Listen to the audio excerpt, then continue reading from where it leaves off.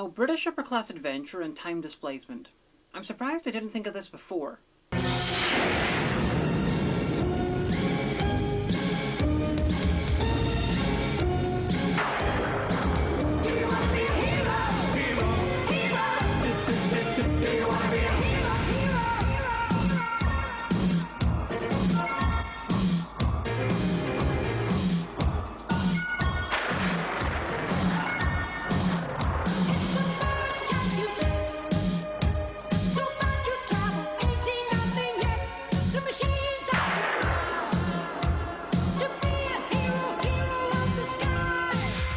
Hello and welcome to Adamant Lives episode 10, The Doomsday Plan. And it's another one by Richard Harris. This time I'm hoping for a plot about drinking and beating men half to death, followed by lots and lots of sex. And the weird thing is, with this show I might actually get that. We open on a news broadcast. Back in the good old days when there were no idents or things running across the bottom of the screen. When there was only about an hour or so of news every day, so they tried to show you only the important stuff. And apparently also the days when newsreaders sat in disused school desks. Weird. The newsreader walks out, not caring if they need to do any retakes or anything, and ooh, danger is being indicated by the sudden change in film stock. Mr. Kendall? Yes? That's my fave kind of danger indication. So the guy's dead and we get hit with the greatest of 1960s television tropes, the evil doppelganger. Was there a 60s show that didn't have at least one? Star Trek, The Prisoner, Captain Scarlet, and even Doctor Who had it. Twice! What sort of a villainous plot could use an evil newsreader doppelganger? Replacing the guy who actually decides what's being reported, that I could see, but why a newsreader? They kind of don't choose what they report. And what does all this have to do with this evil Amish guy? Laughter is the food of sin, the chant of the disbelieving. All right, mock if you will. Okay, I shall. You have a silly-looking beard. Your clothing looks about 150 years too modern to be an Amish guy, and you've forgotten your hat. You shall be pointed and laughed at by everyone in Lancaster County. Not even enlisting Andy Warhol as your main muscle by kidnapping his wig impresses me. And you smell. This is Dr. Mort. I won't complain about the obvious villain name because, frankly, it's too fucking obvious. But I have to wonder, what exactly is he a doctor of? But then again, Ian Paisley's a doctor too, and he's a crazy religious guy who yells a lot as well. Okay, this is precedence. I have to say, this era of crazy religious fundamentalists had a lot less panache than they do now. I mean, he didn't even write any 1980s gay club anthems. How's anyone going to take him seriously? But he is declaring that the end of the world is nigh, so he gets points for that. I'll just call him Harold Camping and be done with it. He says the world will end on the 30th of September that year. They're not exactly making me worried. Obviously, I'm watching this over 40 years later, so I know how it all turns out, but it's a bit unfair even for the people watching at the time. What if the episode is broadcast after the date? Suspension of disbelief? Gone. Actually, wait. I'm going to check that little book I got with the DVD. Well, according to the book, this aired on the 1st of September, so I suppose it was nice of them to air it before the end of the world. So, speech. Dr. Mort's a doomsday prophet, with a doctorate in prediction. And is this guy reeling his muscle? I know I said it before, but he looks like Andy Warhol. Just inflated. Anyway, Miss Jones overhears Andy Warhol and a lackey talking about the plan, and so breaks into his van and steals some newspapers, with blank pages inside. Extraordinary. Is that all you can say? What would you like me to say, Miss Jones? Personally, I'd like you to comment on her stealing stuff from a clearly villainous but seemingly harmless religious nut bar. You know, like what would happen to me if I stole stuff from Eric Hovind. The date of the newspaper is 1 week in the future. The date Harold Camping predicted would be the end of the world. So after quizzing Sims about his whereabouts... I understand, sir, that he holds a nightly meeting at the Hellfire and Damnation Tabernacle in Islington. It used to be a furniture depository. You can't miss it. It's next to the Shamrock Club. Quite a good spot, one imagines, for passing trade. And getting lots of pointless extra information too, Adamant heads down to his church. And fuck does he ever blend in. Adamant, you can't just walk in there and be inconspicuous. They're not Mormons. And you'd only be okay with them because you bear a slight passing resemblance to Joseph Smith. Dr. Mort ends his service by telling a moving, theologically devastating and clearly made-up story about a small boy and a sunken boat that would clearly go down a treat on the way of the Master, aka Ray Comfort's mostly made-up hour of power. After the service, Harold Camping's daughter talks to Adamant about her father. She isn't entirely complimentary about him or his views, and as you can see, her father's sitting within earshot of them. Now, normally I'd think this is an example of 1960s TV operating like theatre and having people not hear shit that they clearly should be able to. This is Adamant. She's clearly evil and was already sent by her father to work on a plot to betray Adamant's trust. Even though 2 minutes ago neither of them knew he existed. They're a pair of plot-based savants. It's like they watched the other episodes of the show and know the formula.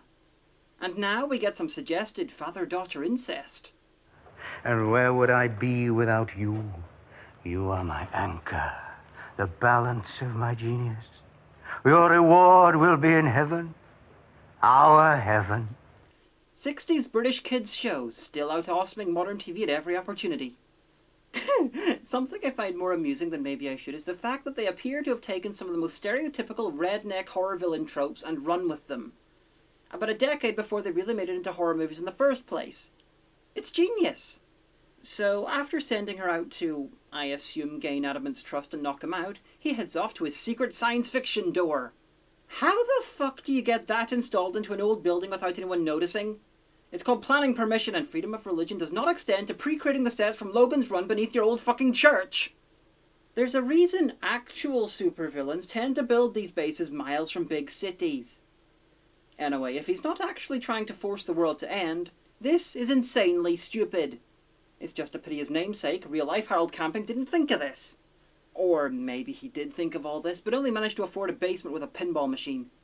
Anyway, I hope they get round to explaining why they printed out a newspaper headline for the last day, a week in advance, because right now I can't think of a reason why they do that.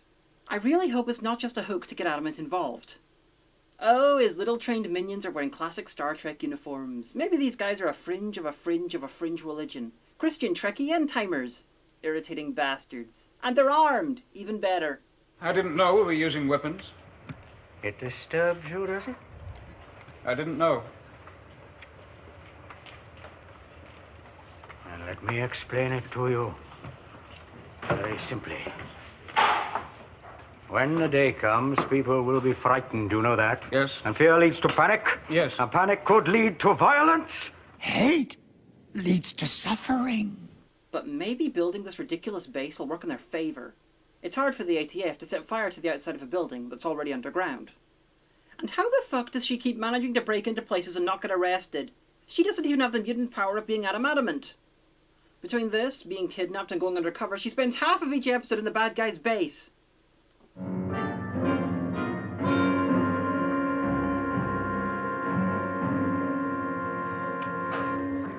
How the fuck did you manage that? You didn't go in, and he opened that after Adamant left. Secret fucking door fail! And no one spotted her. She's wearing black in a white corridor. You're supposed to have security. Shit, minions are shit. How are they missing her? Quick, distract me with a pointlessly dramatic gas mask.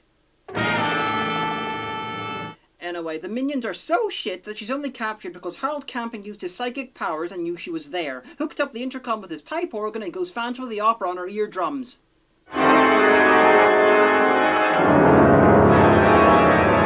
That's the most dramatic capturing while not actually leaving your chair ever. And his dramatic ways to make her talk include getting her food. You will be fed. And then perhaps...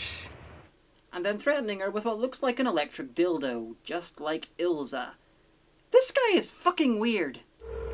Play for me, my dear.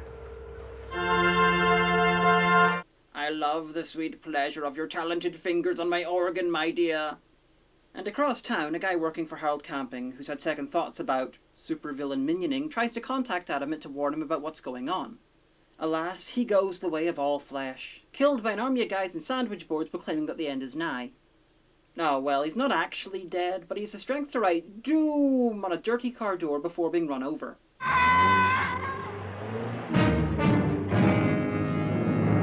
So, if they thought he was dead, then why did that guy stay with the car watching him?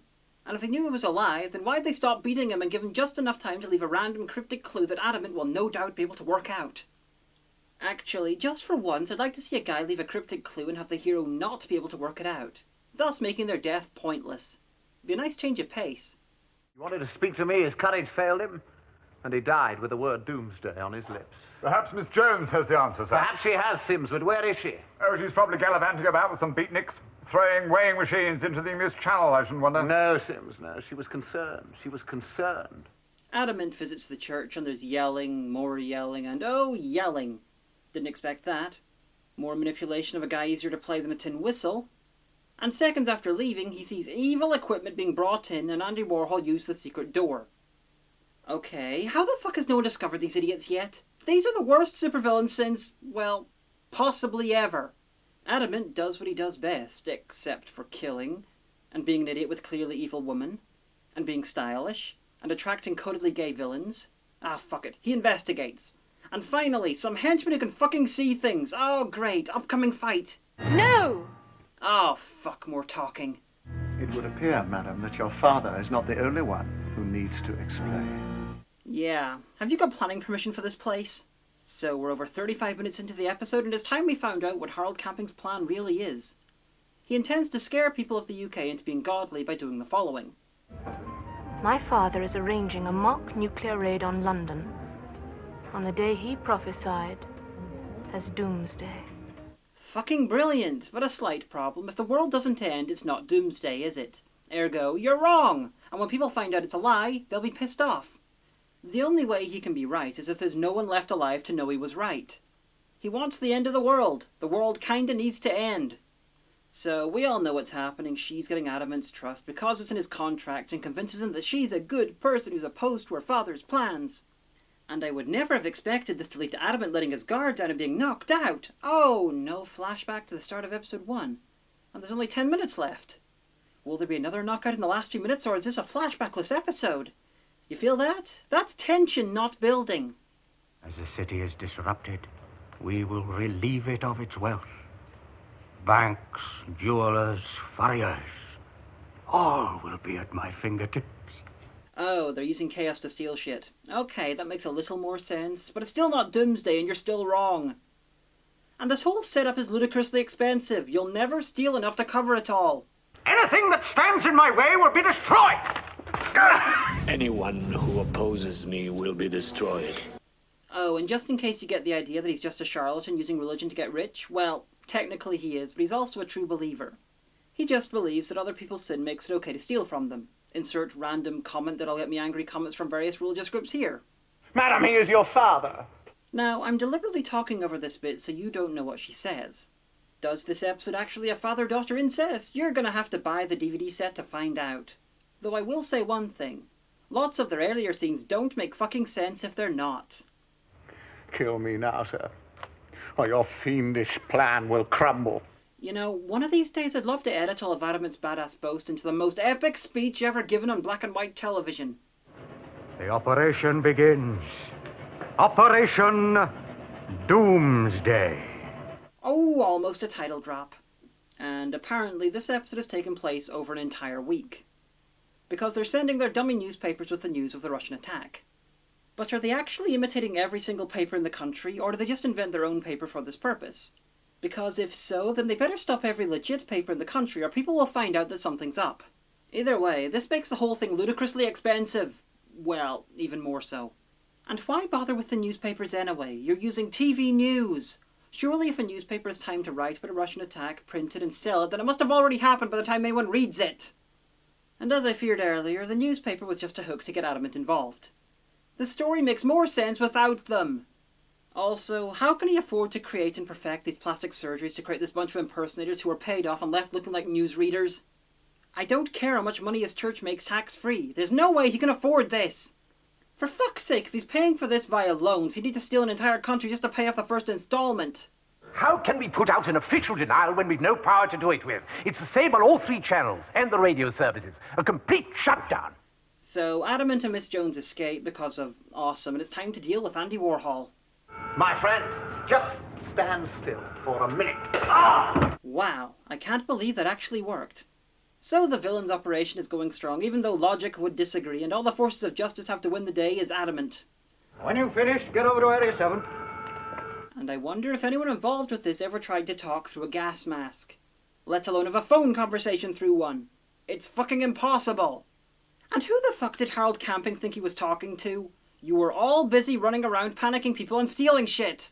Who the fuck is he talking to? His mother? Oh, and check out that tall, Adamant looking guy who's dressed just like Adamant from the waist down. Which is the only bit of him that these guys can actually see. So, what happens when he takes the gas mask that these guys can't actually see off? Blind or stupid? Both. All clear, where is it? All clear. Well, sound it! Now, where's the power? The generator. Through there. Too late, Adamant. Yep, this middle-aged, fat man who walks with a walking stick decides to fight Adamant one-on-one. Never since David and Goliath has there been more of a one-sided fight, and I'd remind you that in real life, Goliath tends to crush David like a bug.